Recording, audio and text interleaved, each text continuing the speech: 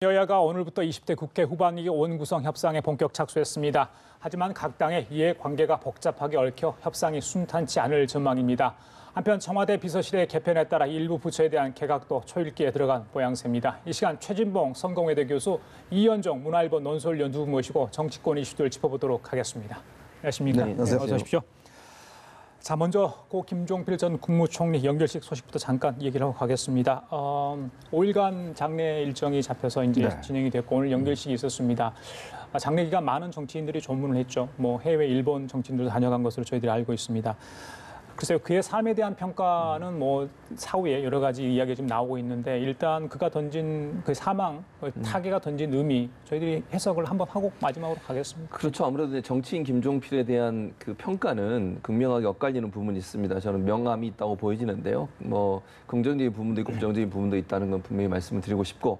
그걸 떠나서 이제 인간 김종필 또 정치인 김종필이 우리 정치사에 남긴 여러 가지 족적들은 김종필 전 총리를 빼고는 설명할 수 없는 부분들이 많이 있어요. 그러니까 삼김 시대라고 하는 부분들에 중요한 역할을 했었고 또 우리 그 정치적으로 역사의 중요한 고비마다 그분의 역할이 일정 부분 있었고요. 그건 분명히 아까도 말씀드렸지만 긍정적인 역할도 있고 부정적인 역할도 있었습니다만 그러다 보니까 어쨌든 우리 역사의 한 장을 정치사의 한 장을 마무리하는 측면이 있다고 보여집니다. 삼김 시대가 이제 마무리가 됐고 새로운 정치 시대가 열렸다고 볼 수 있을 것 같은데 어쨌든 뭐 여러 가지 우리 이 역사에 정치적 역사에 많은 영향을 끼치신 분이 이제 타계를 하신 것이고 또 이분이 마지막 던진 말 뭐 이분에 대한 부정적인 평가가 많이 있습니다만 어쨌든 그 정치는 허업이고 정치인들의 열매는 국민이 따먹어야 된다고 한 그 말은 사실 정치인들이 좀 되새기면서 정치를 하면서 좀 깊이 좀 생각하면서 정치를 했으면 좋겠다는 그런 말로 기억이 된다고 말씀을 드릴 수 있겠습니다. 이번 장례 절차에 충청권 출신 의원들이 많이 이렇게 도움을 주는 모습도 보였는데 뭐 그쪽 지역뿐만 아니라 좀 상실감도 있을 것 같아요. 뭐 더군다나 특히 이번 지방선거를 통해서 이제 보수 정치가 괴멸했다 뭐 이런 평가가 나오는 상황에서 사실 이제 보수 정치의 큰 거목이지 않습니까? 그런 김종필 총리의 어떤 이 타계가 상당히 보수 정치에 큰 타격을 줄 것 같아요. 어쨌거나 이 김종필 전 총리를 저도 뭐 오랫동안 취재했습니다만 그분의 정치인으로서의 품격, 저는 정말 이거는 우리 정치인들이 좀 닮아야 된다고 봅니다. 그리고 항상 독서를 하고 또 이 문제에 대한 어떤 집중력들, 그리고 또 이분이 사실은 의회주의자입니다. 철저히 타협과 협상을 통해서 일단 모든 것들을 만들어 나간 의회주의자이기 때문에 지금 사실 여야가 굉장히 극명하게 좀 대결점을 보이고 있지 않습니까? 특히 또 이제 협치에 대한 문제가 다시 등장하고 있죠. 사실 이분의 정치 역정을 보면 항상 극단적인 대결은 피해왔고 또 협치의 어떤 정신들을 실천해 왔기 때문에 실제로 국민들이 이 실질의 혜택을 얻는 것, 즉 무항심, 즉 생산이 없으면 국민들의 삶이 편안하지 않다는 거. 지금 사실 우리가 경제가 굉장히 좋지 않는 상황으로 가지 않습니까? 이제 그런 것들 좀 정치인들이 다시 좀 되새겨서 정말 생산이 없으면 국민들이 편하지 못합니다. 실업률이 높고 경제가 좋지 않으면 결국 국민들이 편하지 못하거든요. 좀 그런 부분에 우리 국회가 좀 더 힘을 집중했으면 하는 그런 바람입니다. 지금보다 더 치열했다면 치열했을 그 현대 정치사의 한 획을 걷던 인물이었는데 미소와 여유를 줬다는 평가가 많은 것 같습니다. 지금을 사는 우리 정치인들, 국민들이 좀 새겨야 할 부분은 좀 새길 필요가 있지 않나 이런 생각을 해보고요. 다음 얘기를 넘어가겠습니다. 어제 문재인 대통령의 청와대 수석 일부 자리에 대한 인사를 단행을 했습니다. 정책수석실 인사가 주로 됐죠.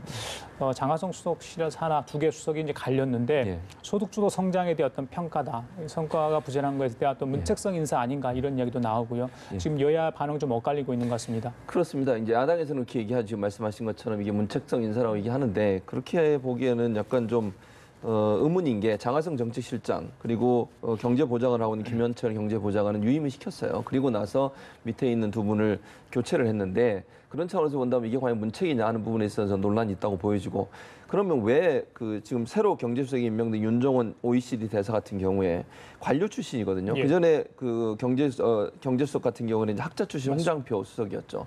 그러다 보니까 아무래도 이제 경제부처와의 어떤 마찰이 있는 것처럼 비춰지는 것들이 최근에 있었죠. 부총리와 정책실장 간의 어떤 설전 이런 부분들이 예. 있었지 않습니까? 그러다 보니까 소득주 성장이 뭐 정부에서 포기하는 거 아니냐 이렇게 볼 수도 있지만 제가 볼 땐 그렇다고 보지는 않고요. 장하성 실장이나 김현철 경제부장관이 현재 위임된 상태고 예. 윤종훈 OECD 대사로 바꾼 것은 아무래도 이제 경제부처와의 어떤 원활한 소통이 필요하지 않을까. 왜냐하면 윤종훈 이제 신임수석 같은 경우는 경제 관료로 계속 일을 그렇죠. 했던 분이기 예, 때문에 경제기획처에서 일하는 사람들과 일정 인맥이 있고 김동연 부총리하고도 일을 했다고 그렇죠. 일을 했었죠. 예, 예. 그러니까 대화가 잘 될 수 있는 부분, 그러다 보니까 소통이 좀 잘 될 수 있는 부분이 있다고 보여져요. 그래서 장하성 정책실장 밑에서 어쨌든 소통을 잘해서 청와대와 부처 간에 이견이 없도록 만드는 그런 조정자 역할을 할 수 있다고 저는 보여지고 예. 또 하나는 이제 그 소득주도 성장에 대해서 부정적인 여론이 많이 있는데 그 부분을 어떻게 보완해 갈 거냐 하는 부분은 이제 차후에 경제부처와의 협력을 통해서 일정 부분 보완은 될 가능성이 있다고 보여집니다. 그러나 이 자체가 소득주도 성장 자체를 포기하는 그런 형태의 문책성 인사로 보기에는 예. 아직은 아니다 이런 생각이 듭니다. 좀 그런 여론을 의식했을까요? 장하성 실장 오늘 현안 점검 회의가 있었는데 책임지고 떠나는 것 아니다. 새 동력을 위한 것이다. 이런 발언을 했습니다. 글쎄요, 뭐 청와대는 그렇게 좀 이렇게 여러 가지 이제 단속을 하고 또 이런 여러 가지 입장을 이야기를 하겠지만 객관적으로 보는 입장에서 보면 사실상 그동안 수치가 말해주듯이 실제 뭐 남북 관계는 많은 진전이 있었습니다만은 실제 경제 문제 같은 경우는 특히 지난달 그 취업률 자체가 굉장히 떨어졌지 않습니까? 여러 가지 수치의 어떤 그런 결과라고 저는 보여집니다. 특히 오늘 대통령께서 열기로 했던 규제개혁 회의가 지금 전격 취소된 거 아니겠습니까? 그건 뭐냐 하면 예. 정부 자체가 지금 규제개혁 문제에 대해서 지금 너무나 소극적이라는 것이죠. 특히 이제 국민들 앞에 지금 경제 문제에 대한 뭔가 결과물을 보여줘야 되는데 예. 대통령도 그렇고 총리도 그렇고 만족스럽지 못하기 때문에 사실은 회의 당일날 이렇게 큰 회의를 취소한다는 그럼요. 거는 예. 굉장히 이례적인 맞습니다. 일이거든요. 예. 그만큼 내부적으로 좀 심각하게 보고 있다. 저는 그렇게 보여집니다. 그렇기 때문에 경제수석을 교체를 했고 사실 장하성 실장 같은 경우는 사실은 어떤 상징적인 인물이기 때문에 그 어떤 경질을 할 수는 없겠지만 예. 일단 2명의 수석을 경질한 것은 이 부분에 대한 정책에 좀 변화를 가져가겠다는 것 신호가 보여지고 일단 뭐 시장과 일단 부처는 일단 반기는 분위기지 않습니까? 이제 그렇다고 본다면 이게 이제 과연 어떻게 성과로 이어질 것인가? 예. 그리고 이제 이어지는 개각에서 어느 만큼 좀 국정 동의를 얻을 것인가 이런 문제인데 사실 이게 지금 내부적으로도 보면 뭔가 정부와 지금 청와대가 손발이 맞지 않는 이제 그런 면들이 좀 노출되고 있어서 예. 이를 어떻게 조정할 것인가가 저는 관건인 것 같습니다. 그 야당 쪽에서는 어제 청와대 인사 그 내용 중에 송인배 1부속 비서관이 정무비서관으로 간 부분에 대해서 이야기를 많이 한 것 그렇죠. 같아요. 이거는 불금 특검하고 관련이 있기 때문에 그럴 것 같아요. 그런데 네. 정무비서관 자리 이렇게 옮기는 것에 대해서는 어떻게 봐야 되는 겁니까? 일단 이제 두 가지 의미가 있다고 봐요. 일단 이제 그 이제 부속실장에서 이제 대통령 바로 옆에 예를 들어서 이제 둔다는 것 자체가 일단 좀 이거는 특검이 진행되고 있는 상황에서 대통령한테 피해가 갈 수 있다라는 그런 측면들 일단 고려한 것 같고 그리고 이제 정무비서관인데 사실 이건 좀 야당을 정무비서관이 국회 담당이지 않습니까? 그렇죠. 근데 지금 사실은 국회가 지금 야당이 주도를 해서 특검을 해는 상황에서 국회를 담당한다? 이거는 조금 앞뒤가 맞지 않는 것이 아닌가. 그런 면에서 보면 실제로 지금 지방선거 이후에 야당이 엄청난 참패를 해서 여러 가지 지금 이제 내부적인 좀 그 다시 재생의 어떤 움직임들이 일어나고 있는 상황에서 어떤 면에서 보면 조금 오만하게 비칠 수도 있다. 그래서 야당을 좀 자극하는 측면도 있을 수가 있다. 과연 송인배 비서관이 제대로 지금 정무비서관 역할을 수행할 수 있을 것인가. 예. 솔직히 그런 문제에 대한 조금 의문도 솔직히 듭니다. 드루킹 특검팀 오늘이 이제 공식 수사에 착수를 하지 않았습니까? 그렇죠. 출범을 해서 현판식은 뭐 생략을 하고 이제 수사에 착수를 한 건데 증거 위주로 수사를 하겠다. 야당의 비판 의식하지 않고 수사를 하겠다는 건데 말씀하신 것처럼 지금 수사 대상에 올라 있는 인물 중에 핵심이 바로 이제 김경수 경남지사 당선인 그리고 이제 그렇죠. 송인배 비서관 아니겠습니까? 그렇죠. 아무래도 이제 그런 상징적 의미가 있는 인물이기 때문에요. 어떻게 봐야 되는 건가요? 근데 이제 이렇게 볼 수 있잖아요. 청와대에서 만약 그러면 송인배 지금 비서관을 뭐 청와대에서 일을 그만두게 하면 그 예. 자체가 이게 사실이라는 걸 인정하는 꼴이 될 수 있잖아요. 그런 부담감을 청와대가 질 수가 없는 거죠. 그러니까 수사나 조사 결과에서는 그런 증거가 나와서 뭐 송인배 비서관이 그게 무슨 그러니까 관련이 돼 있다는 근거가 전혀 없는 상황에서 이런 상황에 청와대가 선제적으로 송인배 비서관을 그러면 뺐을 경우에 그 자체가 사실은 청와대 입장에서는 엄청난 정책 부담이 될 수 있어요. 그러면 공격이 또 들어올 수 있잖아요. 야당에서는 이게 송인배 비서관이 뭔가 연루가 있어서 그런 거 아니냐 이런 얘기가 계속 나올 겁니다. 그런 차원에서 본다고 하면 청와대 입장에서는 송인배 비서관을 청와대 업무에서 배제시키는 자체가 부담이 된다고 저는 봐요. 그런 차원에서 본다고 하면 송영배 비서관 같은 게 문제가 없다고 본인은 얘기하고 있으니까 그런 차원에서 청와대가 다른 자리를 옮기고 경무에 시달리고 있어서 옮겼다고 지금 발표를 했습니다만 그런 차원에서 저는 인사가 이루어졌다고 보는 것이고 그다음에 이제 송인배 비서관이나 아니면 이제 김경수 도지사 당선자 같은 경우는 조사를 받을 가능성이 있죠. 모르겠어요. 특검에서 어떤 형태로 조사를 할지 모르겠지만 방금 말씀하신 특검은 증거 위주로 하겠다고 얘기하지 않습니까? 그래서 증거가 어느 정도 있느냐가 중요하다고 보여지고요. 경찰에서 일단 수사자를 받았으니 일차적으로 검토를 할 것이고 검토하는 과정에 있어서 미진한 부분이 있다고 생각이 되거나 아니면 더 조사할 필요가 있다고 생각이 되면 아마 두 사람을 부를 가능성이 있다고 보여집니다. 그러나 특검 입장에서는 어쨌든 증거 위주로 수사를 하겠다고 발표도 했었고 또 증거가 있어야 어쨌든 처벌할 수 있는 부분이니까 그렇죠. 그 부분에 대해서는 아마 고려를 할 것으로 생각이 됩니다. 알겠습니다. 어제 이제 청와대 비서실 개편이 일부 있었고요. 그렇다 보니까 자연히 이제 개각 이야기가 나오는 것 같습니다. 이르면 뭐 이번 달 안에 할 수도 있고 아니면 또 좀 늦어지면 다음 달 초 이야기가 나오는데 이번에 이제 경제수석도 갈리고 일자리 수석이 갈렸다 보니까 경제부처에 손을 댈 수 있을까? 그렇다면 뭐 청와대도 경제 관련 뭐 비서들이 바뀌고 또 내각에 있는 경제 관련 부처 장관들이 바뀐다면 좀 부담스럽기 때문에 거기는 손 안 대고 일부 공서관과 다른 부처 장관들이 갈릴 수 있다. 뭐 여러 가지 지금 해석이 나오고 있거든요. 어떻게 봐야 되겠습니까? 일단 이제 이게 큰 문제가 일단 이게 청문회를 의식하지 않을 수가 없어요. 왜냐하면 지금 어떤 면에서 보면 문재인 정부 이제 2기가 이제 출범하는 그 상황인데 만약에 청문회에서 또다시 이제 저번에 첫 번째 출범할 때 같이 여러 가지 또 문제가 노출된다면 정말 황금 같은 시간을 여러 가지 놓칠 수가 있거든요. 그렇기 때문에 제가 볼 때는 아마 최소화할 것 같고 그리고 이제 지금 현재 현안들이 진행 중인 일단 남북 관계라든지 이제 이런 여러 가지 이 문제와 관련돼서는 일단 외교안보 부서는 아마 교체가 없을 것 같아요. 왜냐하면 이건 어느 정도 마무리가 된 시점에 할 것 같고 그리고 이제 경제부처 같은 경우도 일단 현재 이 개각에서는 일단 좀 피해 나가는 것 같고 그렇다면 지금 뭐 등장하는 것이 이제 농축산부 같은 경우는 이제 거기는 워낙 비어 있으니까 그 다음에 이제 일부 부처에 대한 이제 개각을 아마 할 텐데 아마 청와대도 부담스러울 건데 지금 뭐 거론되는 장관들이 보면 주로 여성 장관들이 몇 분 거론되고 있으니까 또 그걸 이제 어떻게 전체 여성 장관 비율을 또 맞출 것이냐의 어떤 문제. 그리고 이제 지금 사실은 좀 국정 여러 가지 점검을 해봤더니 뭐 여러 가지 아주 심각한 문제가 노출된 부서들이 몇 군데가 있고 또 지금 며칠 전에는 사실 여당 원내대표가 고용노동부 장관을 직접적으로 이렇게 비판하지 했지 않습니까? 아마 당의 불만들도 노출했고 하기 때문에 어차피 인사위원이 있는 것 같은데 일단 우리가 생각만큼 그렇게 많은 부처는 하기는 현실적으로 힘들지 않겠는가 싶습니다. 최 교수께 이거 여쭤볼게요. 지금 김부겸 행정안전부 장관이 어떻게 되느냐에 따라서 좀 분위기도 달라지고 당대표, 그러니까 여당의 당대표 경선도 좀 달라질 것 같다는 이야기가 나옵니다. 본인이 이제 경선에 나가겠다 안 나가겠다 이게 글쎄요, 본인의 의지가 확실히 드러내지는 않은 상황인 것 같아요. 맞습니다. 지금 현재 뭐라고 공식적으로 발표를 하고 있냐면 그건 대통령의 결정에 달려있다 이렇게 얘기를 했어요. 그러니까 본인은 아직 본인의 의사를 적극적으로 밝히진 않았고요. 물론 본인이 대통령과 독대를 해서 얘기를 했는지 그건 잘 모르겠습니다만 만약 이번 개각에 김부겸 장관이 포함이 된다고 하면 그거는 이제 우리가 그렇게 해석은 가능하죠. 그러니까 당대표에 출마할 의사가 있는 것으로 해석이 가능합니다. 왜냐하면 그래야만 사실 당대표에 나갈 수 있는 것이고요.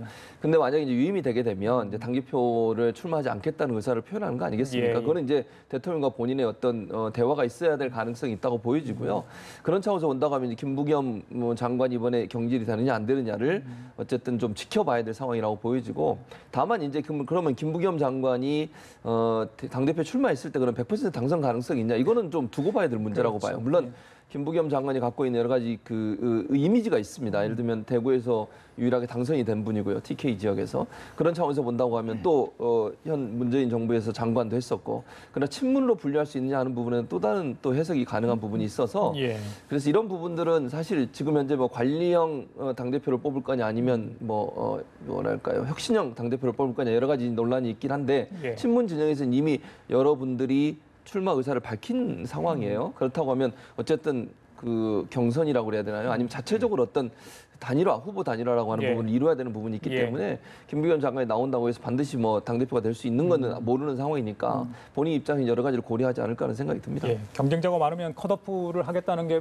방침인 것 같아요. 근데 이제 김 장관 입장에서도 보면 지금 사실은 문재인 대통령의 어떤 면에서 보면 이제 지목, 지지 얻지 않으면 사실 힘듭니다. 그러니까 김 장관도 자꾸 이야기를 하는 거예요. 그렇죠. 대통령이 저를 좀 보내주시라는 이야기를 하는 그 이유가 뭐냐면 그게 하나의 신호가 될 수가 신호일까요? 있거든요. 예를 들어서 뭐 대통령이 보냈다 그러면 자 이제 대통령의 문심은 나한테 있다라는 걸 이제 이야기하는 것이니까. 그리고 또 이게 저는 이제 지금 김부겸 장관이 앞으로 이제 큰 대권을 생각하지 않습니까? 근데 이게 좀 어떤 면에서 보면 너무 빠른 또 시점도 있어요. 지금 당에 가서 사실은 이제 당내 어떤 정치 관계를 이제 해야 되는데 너무나 좀 시점이 많이 남았고 그리고 행정안전부 장관이 어떤 면에서 보면 이런 대선 주자의 이미지 관련이 굉장히 좋은 부서입니다. 왜냐하면 10만 경찰을 가지고 있죠. 전국적으로 다 어느 지역에 가서든지 다 이게 혜택을 할 수가 있어요.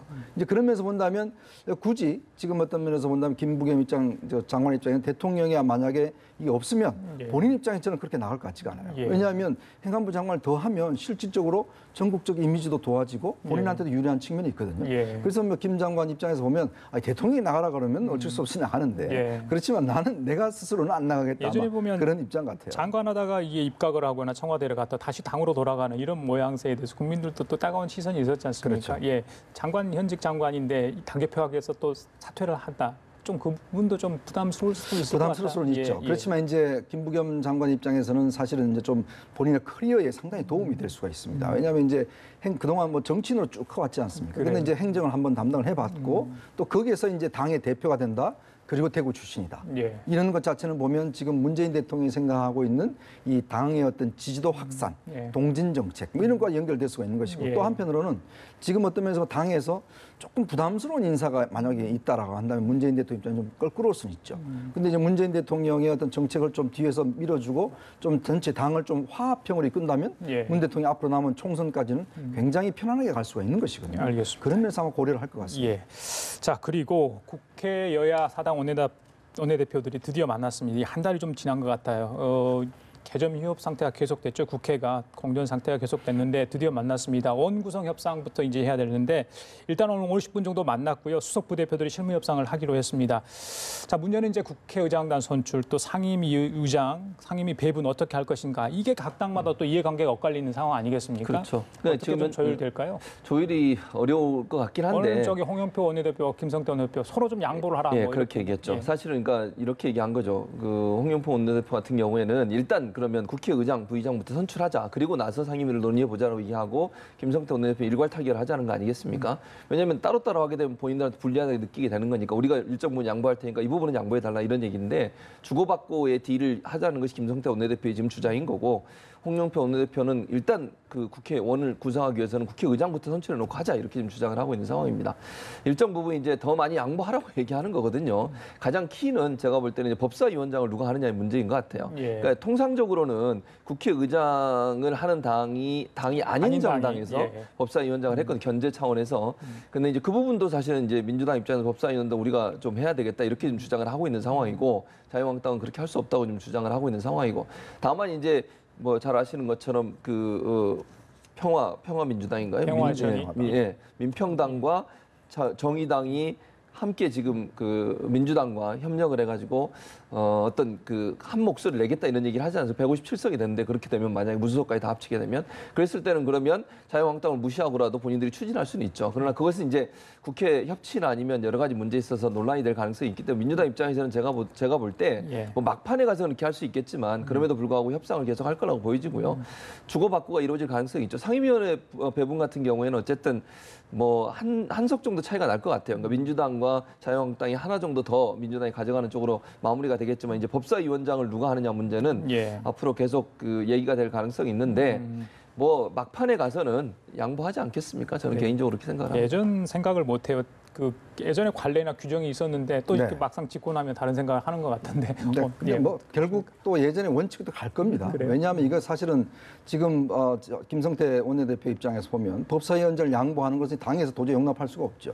왜냐하면 사실 이게 어떤 면에서 지금 국회 선진화법 이후에 또 선진화법 체제 자체가 일단 국회 내에서 뭐 다툼이 하기 힘들지만 또 한편으로 봐서는 법사위원장을 한다는 것은 그동안 하나의 이제 룰이었거든요. 이제 그러면서 본다면 이제 문제는 그거를 이제 협상의 카드로 쓰면서 결국 다른 걸 좀 얻어내겠죠. 예를 들어서 다른 상임위나 그다음에 이제 예산결산위 같은 경우에 이제 얻어낼 것이고. 그래서 제가 볼 때 뭐 크게 끌 것 같지는 않습니다. 왜냐하면 이거에 대한 비난이 만약에 국회까지 이게 구성이 안 되면 정말 지금 국회에 대한 비난들이 지금 벌써 지금 며칠째 지금 아직 못 하고 있지 않습니까? 그렇습니다. 그렇기 때문에 아마 저는 아마 좋은 성과가 빨리 시기에 나오지 않을까 싶습니다. 예, 법사위원장 하니까 생각이 납니다. 오늘 권성동 법사위원장이 그 야당의 국회 소집 방통국회 논란이 있었는데 당사자이지 않습니까? 그렇죠. 예. 국회 소집하지 말아달라 7월 초까지 본인이 불체포 특권 포기하고 영장실질심사 받겠다 이런 얘기를 했습니다. 이건 어떤 의미로 봐야 되나요? 그러니까 지금 아무래도 이제 선거 끝나고 난 다음에 사실 지난번에 이제 부결이 됐지 않습니까? 홍문종 의원하고 해서 이제 그거에 대한 정치적 부담감들을 많이 느끼시는 것 같아요.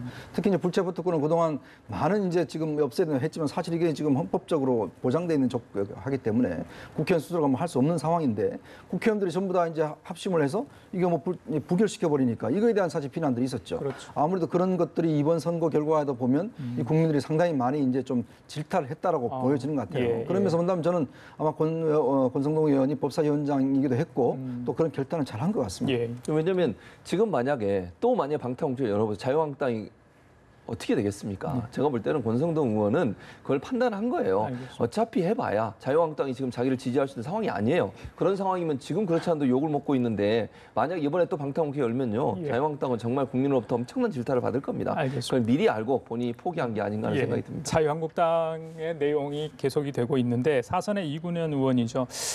2020년 21대 총선 불출마를 선언했습니다. 지난번에 서청원 의원은 이제 탈당을 했고요. 그렇죠. 4명 정도가 이제 불출마 선언을 공식적으로 한 것 같아요. 다른 분들은 이제 불출마 의사 정도를 표현을 한 것 같고요. 시사를 했습니다만 앞으로 이런 어떤 그런 것들이 계속 좀 이어질까요? 어떻게 보세요? 뭐 이어질 가능성이 있다고 봐요. 근데 이제 이군현 의원 같은 경우에는 제가 좀 말씀을 드리면 이분이 지금 1심에서 집행유예를 받았어요, 2번을. 그러니까 당선 무효형이에요. 물론 이제 3심까지 가야 되지만 이미 1심에서 2건이 걸렸어요. 보장한 월급을 착복했다 그래서 한 건이 걸리고요. 동문 사업가로부터 불법 후원금 받아가지고 한 건 2개의 집행유예 2개를 받았거든요.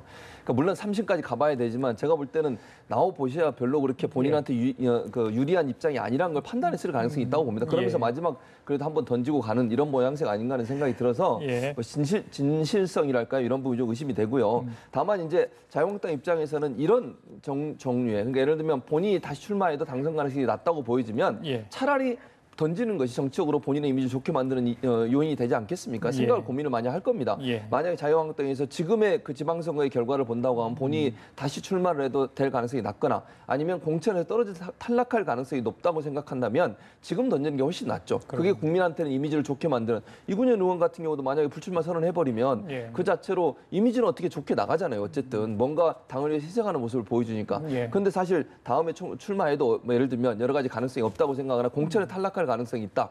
왜냐하면 공천 같은 경우에 이렇게 집행유예를 받거나 법적 처벌을 받은 사람을 자유한국당 입장에서는 당연히 탈락시킬 가능성이 높거든요. 그런 여러 가지를 고려해서 아마 더 많은 사람들이 포기할 가능성이 있지 않나. 그러니까 출마를 하지 않겠다고 불출마 선언을 할 가능성이 높아진다고 보여집니다.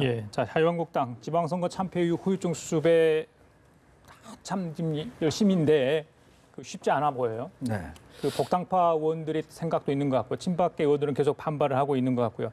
비대위를 이제 준비는 구성이 됐습니다만 혁신 비대위를 구성을 위한 준비가 구성이 됐는데 글쎄요, 이 비대위를 성격, 역할 언제까지 또 어떤 역할을 해야 되는지 두고 좀 이견이 있는 것 같습니다. 그렇습니다. 비상대책이라는 것은 말 그대로 비상 상황에만 하는 거지 않습니까? 이게 영속적으로 갈 수가 없는 거거든요. 근데 지금 이제 비대위를 지금 그 김성태 권한대행의 입장은 이게 다음 총선 공천권까지도 주겠다. 이렇게 지금 이야기를 하고 있단 말이죠. 그러면 앞으로 22개월 남았는데 그러면 22개월 동안 비대위 체제로 가겠다는 그런 이야기거든요. 근데 이거는 상당히 좀 내부적인 문제가 있을 수가 있어요. 왜냐하면 정당이 사실은 이제 비대위 체제로 이렇게 오래 가버리면 상당히 문제가 될 수가 있고 예전 같은 경우는 사실은 이제 민주당 같은 경우는 문재인 대표가 있을 때 문재인 대표의 권한을 사실은 김종인 대표한테 줬지 않습니까? 그리고 이제 그다음에 대표로 됐거든요. 이제 그렇다고 한다면 지금 이 김성태 대표가 과연 그러면 그 정권을 줄 수 있는 자격이 있느냐? 왜냐하면 이게 당의 전직은 만약에 이렇게 된다면 전당대회를 해야 되고 전국위원회를 열어야 되는 그런 상황인데 그렇지 않으면 이렇게 비상대책이 오래 가버리면 이거는 여러 가지 논란이 있을 수가 있거든요. 그런데 문제는 그 권한을 주지 않으면 또 비대위에 올 분이 없습니다. 왜냐하면 비대위라는 게 지난번 아시겠지만 몇 차례 김희옥 그다음에 이제 임현진 목사 이런 분들이 왔지만 실제 권한이 없기 때문에 그냥 당원권 정지만 시켰는데 나중에 다 다시 복귀했지 않습니까? 그렇게 하면은 뭐 비대위원들 입장에서 보면 오지는 않거든요. 그래서 아마 고육지책으로 김성태 대행이 이런 안을 꺼낸 것 같은데 어쨌거나 뭔가 권한을 줘야 될 겁니다. 예. 왜냐하면 지금 현재 있는 자유한국당 의원들에 대한 이 뭔가의 어떤 좀 정리하는 권한을 주지 않으면 예. 사실 비대위가 하와서 할 수 있는 일이 없어요. 인적 청산을 하지 않으면. 예. 인적 청산의 그런 어떤 카드로서는 사실은 뭔가 권한을 줘야지만이 아마 비대위가 올 텐데 아마 그 문제 때문에 제가 볼 때는 상당히 아마 일부 비대위 후보로 거론되는 분들이 예. 일단 고사를 하는 거 아닌가. 일단 권한을 줘야 가는가 예. 한다는 이런 입장을 말씀하신 것처럼 이 비대위에서 별로 성공한 케이스가 없기 때문에 다른 당 이야기를 한 것 같아요. 이제 김종인 모델을 김성태 권한대행이 이야기를 한 것 같습니다. 예. 자, 이걸 받아들인다고 성공할까요? 이게 풍토가 좀 다르잖아요. 지금 현 처한 상황도 좀 다르고요. 어떻게 그렇죠. 보세요? 예. 그러니까 이게 계속 실패했던 이유가 지금 말씀하신 것처럼 이현종이 말씀하신 것처럼 비대위한테 정권을 안 주기 때문에 그런 거 아닙니까? 근데 김종인 케이스 같은 경우에 지난번 그러니까 민주당의 총선 바로 앞두고 들어와서 공천권까지 행사했어요. 본인을 셀프 공천하면서까지. 그 말은 결국 정권을 줬다는 거 아닙니까? 공천권을 줬다는 건 정권을 주는 거죠. 국회의원들의 공천권을 갖는다는 건 엄청난 파워거든요. 그거는 모든 사람들이 그 사람 말을 듣지 않으면 안 되는 상황이 되는 거니까 그 정도 해야 개혁이 된다고 보는 거예요. 그러니까 예. 지금까지 자유한국당이 실험해왔던 많은 형태의 비대위원장들이 결국 성과를 못 낸 것은 이 정도의 권한을 주지 않았기 때문이다. 그게 김성태 지금 원내대표 대표 권한대행의 판단인 거죠. 예. 그러면서 뭐라고 하냐면 김종인 모델보다 훨씬 더 강해야 된다고 주장을 했어요. 그러니까 그보다 더 많은 권한을 줘야 쇄신이 되고 혁신이 된다고 보는 거죠. 지금의 자유한국당을 고칠 수 있는 사람은 수술대 위에서 완전하게 수술하지 않으면 예. 도저히 회생이 불가능하다고 보여지고 본인도 뭐 이런 표현을 방송에서 할 수 있으면 본인의 목도 내놓겠다고 그랬어요. 예. 그건 이제 비대위원장이 들어오면 그 사람이 처리하도록 본인도 다 포기하고 나오겠다고 얘기했다는 것은 전권을 주는 비대위원장이 돼야 된다는 것인데 문제는 친박계에서는 그걸 반대하고 있는 거예요, 지금. 그냥 비대위원장은 전당대 하기 전까지만 관리만 해라. 이 정도지 정권을 줄 수 없다고 지금 주장하고 있는 거 아니겠습니까? 근데 저는 이렇게 생각해봐요. 그러면 과연 자유한국당이 쇄신이 되겠습니까? 저는 그러면 절대로 쇄신되지 않는다고 봅니다. 그런 네. 차원에서 본다고 하면 김성태 대표 권한대행이 주장하는 것처럼 정말 국민들이 보고 놀랄 만큼의 쇄신을 이루기 위해서는 정말 정권을 가진 비대위원장, 혁신 비대위원장이 와야 된다고 저는 생각을 합니다. 예. 오랜만에 이분 이야기 잠깐 하고 다른 얘기 좀 넘어가겠습니다. 홍준표 전 대표 얘기입니다. 네. 미국 간다고 하네요. 네, 예, 3개월 정도 미국에 머무른다는데 뭐 저서 이야기도 나오는 것 같고요. 글쎄요, 미국 가신 분이 많습니다. 예.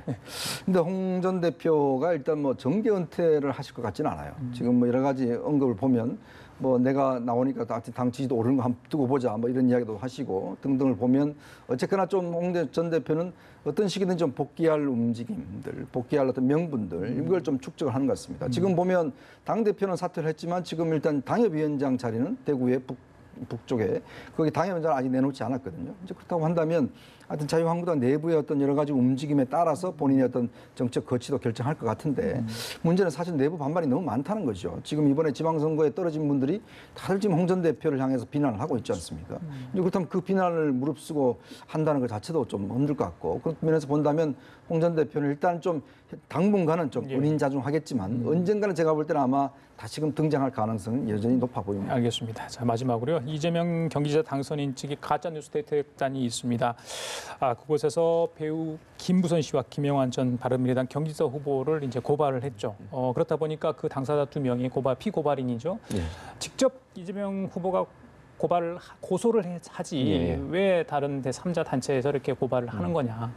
그거 어떤 차이가 있는 거며 예. 이 사건이 어떻게 좀 결말이 날 것으로 보시는지. 1차적으로 이 가짜 뉴스 대책단이 고발한 이유는 이재명 이제 후보가 그러니까 당선인 같은 경우는 이제 취임을 하게 되잖아요. 그러면 도지사 역할을 하게 되는데 본인이 만약에 고소를 하게 되면 본인이 만약의 경우를 얘기하는 겁니다. 이 사건이 어떻게 수사가 돼서 결말이 나올지 모르지만 이 그 가짜 뉴스 대책단이 주장한 주장이 받아들이지 않고 이게 무고가 돼버리면 예. 그러면 처벌을 받아야 되는 거잖아요. 그러면 이재명 당선인이 직접 본인이 고소를 하면 본인이 대상이 되는 겁니다. 예. 그런 위험 부담이 있는 거죠. 그러니까 가짜뉴스 대책단이라고 하면 그 대책단이 고소의 주체이기 때문에 무고로 만약에 상대방이 무고로 고소를 하더라도 가짜뉴스 대책단을 고소할 수밖에 없어요. 예. 이재명 당선인을 고소하는 게 아니고 그런 위험성을 줄이는 역할을 하게 되는 거죠. 그러니까 직접 본인이 나서지 않고 가짜뉴스 대책단을 내세운 것은 결국 본인이 어떤 그 법적으로 처벌을 받을 수 있거나 아니면 어떤 형태의 영향을 받을 수 있는 부분들을 최소화하려는 의도 갖고 있다고 보여지고요. 가짜뉴스 대책사는 이번에 이제 고소한 내용은 결국 그 잘못 말한 부분 중에 22일, 23일 날짜 다른 거하고 그다음에 그때 옥수동에 가지 않았다는 것만 얘기하는 거잖아요. 다른 얘기를 하지 않았어요. 예, 맞습니다. 그러면서 증거를 제시한 거니까 제가 볼 때는 이재명 후보 측, 즉 가짜뉴스 대책단 입장에서는 명확한 증거가 있는 걸 가지고서 이제 소를 제기한 거죠. 그러면 이제 이길 수 있다고 보는 거잖아요. 왜냐하면 이거는 그냥 명확하게 22일이, 23일이 노무현 전 대통령이 서거 날인데 22일로 지금 착각을 하고 있었고 그리고 비가 오지 않았다고 날씨까지 그날 그 시기의 날씨를 다 보여줬지 않습니까? 예, 예. 그건 결국 본인들이 볼 때 김부선 씨의 주장이나 김영한 그 후보의 주장, 전 후보의 주장 자체가 잘못됐다고 하는 부분들을 만들어내기 위해서 이런 예. 이제 고소를 한 걸로 보여지고 알겠습니다. 결론은 결국 이 문제 가지고 결국 그러면 다투지 않겠습니까? 예. 어쨌든 고소 내용 이외의 것은 다투지 않는 거니까 그런 차원에서 본다고 하면 이 부분을 통해서 이재명 후보와 관련 이재명 이제 당선인과 관련 여러 가지 어떤 그 주장들 이런 부분들이 잘못됐다는 것을 증명해내는 의도를 갖고 있다고 보여집니다. 예, 알겠습니다. 의원님 뭐 덧붙일 말씀 있으시죠? 그러니까 뭐 어떤 지금 뭐 그날이 아니고 49제가 열렸던 7월이었다. 뭐 이렇게 또 지금 주장을 하고 있기 때문에 어쨌거나 이제 검찰이 이제 지금 수사에 들어간다고 하니까요. 거기서 뭐 일단 어느 정도 좀 가닥을 잡지 않겠는가 싶습니다. 그래요. 지금까지 최진봉 성공회대 교수, 이현종 문화일보 논설 내용과 함께 얘기 나눠봤습니다. 말씀 잘 들었습니다.